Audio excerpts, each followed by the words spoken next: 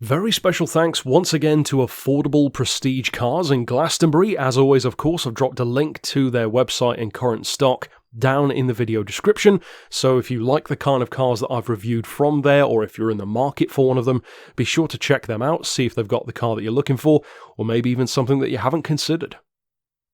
If you're a returning subscriber and you saw this review pop up in your feed, the first thing that popped into your head was probably, hang on a second, why isn't this an M6? For obvious reasons. I'm a V10 driver myself. The V10 engine M6 and of course the M5 is an iconic duo, one of the most iconic modern performance twins in fact. So why on earth are you reviewing some lower level 635d or whatever instead of an M6? Well, actually there's a very, very specific reason. The M6 is obvious, of course it's good, and I'll probably review one at some point along with an M5 at another point. But here's the thing, the 635d or 635d, however you want to pronounce it, is I would say a performance gem, and currently a performance bargain. And before I get into why, let me put it this way, this car is what you get if you take a Touareg V10 TDI and put it into a Jaguar XK body. That is essentially what we're dealing with. And if that sounds like a weird concept, let me elaborate. First of all, consider the style. This car, in my opinion, is great looking. It's one of the best looking Beamers of the 2000s in my opinion, and the design holds up very, very well both inside and out. Now, this particular one is the facelifted model from around 2010. It spans the E63 and E64 shape technically, and in my opinion it's at least as good to rival stuff like your 10 grand Maseratis or Jag XKs. So that's a good start. But now let's go under the bonnet, because there is not a 5-litre V10 naturally aspirated beast, there's actually a somewhat more traditional sounding 3-litre straight 6. That sounds like an old school sports car engine, but get this. It's a twin turbo. That twin turbo puts out 286 horsepower and 430 pound-feet of torque. Now it's at this point in the video that some of you will be thinking, hang on a second, twin turbo straight 6, 430 pound-feet of torque, there's a D in the name. Hang on a second, this is a diesel sports car, isn't it? Who in their right mind would want a diesel sports car or even a diesel GT? Well, actually, I would, and I believe that many people would as well if they realise just how good they can be. See, I believe that I am in one of the best positions to review a car like this because I am something of a diesel performance car connoisseur. I drive one, it was my first car in fact, the Touareg V10. I love the car, it's fantastic. I also love the Audi Q7 V12. BMW makes incredible high-performance diesels with great fuel economy, and of course Alpina takes those BMWs and makes them in some cases even better for performance and economy as well. There are plenty of very fast, very impressive diesels out there, and there are some key reasons why a high-performance diesel is such a good choice. And spoiler alert, none of them have to do with being a greenie. I couldn't care less about the environmental emissions, I just like cars that use alternative technology to get the job done. And to me, a high-performance diesel is about as alternative as it can get. Now, some people don't like diesels. There's no real reason why they don't, they just don't. Similar to the kind of people who don't like electric cars but have never been in one. Those people are kind of a lost cause until they've experienced it, so I'm not going to try and change their mind. For those who have an open mind though, consider this. I already explained that it has that 3-litre twin-turbo straight-6 engine, 286 horsepower, 430 pound-feet of torque. Now those numbers are pretty good. It's not class-leading, but they're good. In fact, it actually has more torque than the M6. When you think of it that way, that's a lot more impressive. It is of course rear-wheel drive, it has an automatic with flappy paddle option, albeit a slightly strange flappy paddle, and I'll get to that probably later on in the video, and the stock performance is quoted by BMW at 6.3 seconds to 60, and of course speed limited to 155 miles an hour. Now the speed limiter notwithstanding, it is actually quicker to 60 than that, you're looking at more like 6 seconds. Now again, that might not sound that impressive, but that is as quick as the Porsche 911 Carrera, which I reviewed a few weeks ago. When you put it that way, that actually doesn't sound too bad, considering that this is a significantly heavier car. In fact, the curb weight without passengers, etc., is 1,650 kilos. So in other words, you've got something with a high-performance diesel engine, which weighs, for example, a full ton, in fact more than a ton less than, for example, my SUV. Now, being a full ton lighter, far more aerodynamic, and even having less power is going to mean that surely the fuel economy on this thing is going to be pretty good. Well, that brings me to the really great thing about the car, because boy is it good. This can do 31 miles per gallon in the city. It averages 40 to the gallon full cycle, and that means that on the highway it can do 50 miles per gallon. Now that's stock. Where things get really good is if you invest between 250 and 500 pounds, depending on who you go to get the car performance chipped. Now we get into really good territory. The power will jump from 286 horsepower to about 320 to 330. You've now got more power than the Touareg V10. The torque jumps from 430 to 500 pound-feet. To put that into perspective, the Jaguar XFR, which I fell in love with last week with a supercharged 5-litre petrol V8, has 460 pound-feet. This, with a chip, has 500. In other words, you can guarantee that 0 to 60 time is going to drop, probably to around 5.5 seconds, if not better. You're starting to get into some pretty serious territory now. That's just behind a Maserati Quattroporte, for example, or even an Aston Martin Rapide at 5.2 seconds to 60. But here's the crucial thing.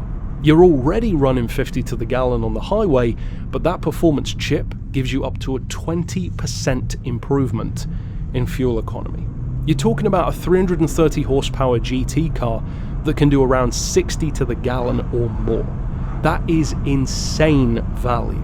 Now, speaking of value, I believe that this car, in a similar way to the Jag XK, has basically bottomed out now, which in other words means that in conjunction with their current mileage, if you are in the market to buy one, now is the time, because they're not going to drop any more, in my opinion. I could be wrong, of course, but that's what I would say looking at the market. And if anything, the mileage is going to start creeping up. So if you want one, I would say that now is the time. Current values on a 635d in good condition is going to be about 7.5 to 8.5 grand. You can pay a little bit less, and of course if you're willing to go to a petrol version like a 630i for example, especially a pre-facelift, you can easily drop far lower. You can even go under 5 grand. But again, the diesel is where it's at as far as I'm concerned. But overall, it's just an insurmountable package. It's a true GT, which, as I said, combines many of the great things about the Touareg V10. This interesting engine with masses of torque, effortless performance, great acceleration, fantastic launch off the line, but incredible fuel economy. But unlike the Touareg, this Beamer puts it into this stunningly curvaceous Jag XK or Porsche 911 style GT body. Not to say that the Touareg isn't a handsome car, I believe it is, but it's no GT, of course. So to me, this Beamer, it's the smart choice. Now I plan to do a future comparison test between this, the Maserati 4200 GT and the Jaguar XK in the sub 10 grand GT category, and that's going to be an interesting matchup. But for now I will say, I believe that the Jaguar XK and this car are perfect rivals. If you're in the market for the Jag, you should also consider the Beamer. If you're in the market for the Beamer, you should also consider the Jag. Because the Jaguar is the sexy option. The Beamer is the smart option. It depends what you want. If you're buying your GT to be a pure sports car, something just for fun, with the occasional long distance drive, probably mostly on the weekends that you want to look great, sound great, and have a lot of fun in, then go for the Jag. If you want a GT that you can use for transcontinental trips on minimal fuel use, and potentially, and more importantly, to use every day, a GT which you could somewhat counterintuitively used to commute in even, then the BMW is for you. The BMW is simply superior in those kind of practical ways. The rear seats are easily big enough for actual adult-sized occupants. The legroom, of course, isn't fantastic, but it is, I would say, a little bit better than the Jag. In terms of fuel economy, there's no comparison. 50 to the gallon on the highway for this, 25 for the Jag, so it's literally double, and that's without the chip.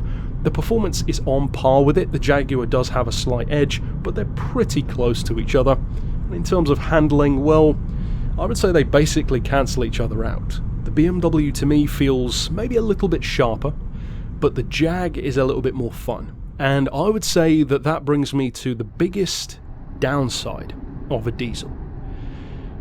The reason why I said the Jag is the sexy option is not just because of the look and the performance.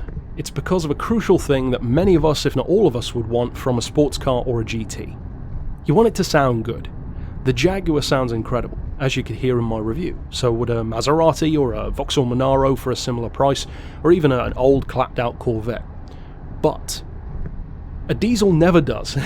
And I say that as a huge diesel fan. The biggest downside that they have, aesthetically, is that they just don't sound good. When you start up this Beamer and it has that distinctive diesel tick-over noise, well, it doesn't sound like a tractor, but it certainly doesn't sound like a GT. And for those who are curious, that answers the question as to why I didn't rev the car up at the start of the video. There's no point. It just doesn't sound that impressive. Now with something like my Touareg, the fact that it's a V10 actually makes it sound better than it easily could, and something like the Audi Q7 V12 will easily sound good by diesel standards for the same reason. It is a V10, V12, etc. For something like this, a more traditional straight 6 with a smaller capacity, well, it just doesn't sound that special. Now when you're driving it, rather than revving and idling, it actually does have a nice little gurgle to it. But when you put your foot down or when you rev it up at a standstill, don't expect to catch much attention, because that's just not the way diesels work, and there's no real way around that. Even if you do a muffler delete and put a straight pipe exhaust on it, it still isn't going to be that loud, it's just going to put more smoke out the back. So as I said, for purists, you probably won't like the BMW. Even in terms of the concept behind it, you could consider it sacrilegious to have such a pretty GT car with petrol models in the range, including a V10, and then having this random diesel engine in there. I believe it's actually a great choice, for the same reasons why I said so many Porsche 911s in the range is a good choice. It means that you've got something for everyone. Imagine if there were a diesel version of the Porsche 911. Many people would hate it, but I tell you what, that would be one hell of an everyday 911. Imagine the kind of fuel economy that you could get out of a diesel Porsche. And the torque as well. I would love to see that. This answers that question for BMW. You don't need to wonder what it would be like, because they've done it. And if you put personal prejudices aside, just looking at the hard on-paper facts tells the story. It's a 3-litre, straight 6, twin-turbo, when chipped, 330 horsepower, 500 pound-feet of torque, rear-wheel drive 2+2 GT, 0 to 60 in 6 seconds or less, limited to 155, probably over 160 with a delimited, and over 50 miles per gallon. That is an incredible all-round package. The tax, for instance, would be much lower than something like my Touareg, because the emissions on this one are much lower, being a smaller diesel engine. And even the space is great for a GT. The Jag is not a small car either, but I might give the edge to the BMW for interior space. As you can kind of tell, the space is good from the camera views. I didn't sit in the back of the car, and as I said, of course it's not a full-on sedan-sized vehicle, but I think I would give the edge to the Beamer in that regard. So the question which matters the most is, as I said earlier on, what kind of GT are you looking for? If you want a GT which is pure to what a GT is traditionally supposed to be, a fantastic looking, great sounding, semi-long distance high performance car which is more for special occasions than necessarily everyday use, then definitely go for the Jaguar. You will love everything about it, and even in its own way the fuel economy is not bad. However, if you want a GT as your main car that you can use every day to commute to work and have as your sports car, then it's a no-brainer. The BMW is for you. It's not the sexiest option, but it's a very smart one, a brilliantly engineered one, and the engine alone demands respect. The fact that it happens to also be in a great-looking car with a really nicely styled interior, with aesthetics that hold up very well to time, and yeah, I think it's, like I said, the smart choice. And to speak momentarily to my only real gripe with the car, and even then it's not a full-on gripe, it was just something which I would have probably done differently, you'll notice in the POV shots that the car has these weird flappy paddles which kind of curl around the steering wheel, almost for your thumbs to press them instead, and that is actually the case. You can press them with your thumbs, which of course pushes the paddle forward instead of pulling it back. Now, from what I used in the paddles in this car, from the time that I spent using them, it seemed to me like the operation was that if you pull on the paddles, right or left, it's the normal operation. Right to go up a gear, left to go down. Nothing special there. But I was curious why the thumb section, if you push forward on it, what would happen? I assumed that it was basically a system allowing you to have a choice. So the right paddle you could push or pull, left paddle push or pull to go up or down. That doesn't seem to be the case. From the time that I used the car, it seems that both of the thumb paddles, pushing the paddles forward, changes down a gear regardless of which side you use. But then pulling the paddles does the opposite effect, it changes up. Now, I would have definitely done that differently, because it seems kind of like a redundant thing to have it work that way. I would have had it so that if you pull or push the right paddle, it changes up, and if you pull or push the left, it changes down. To me, that just makes more sense.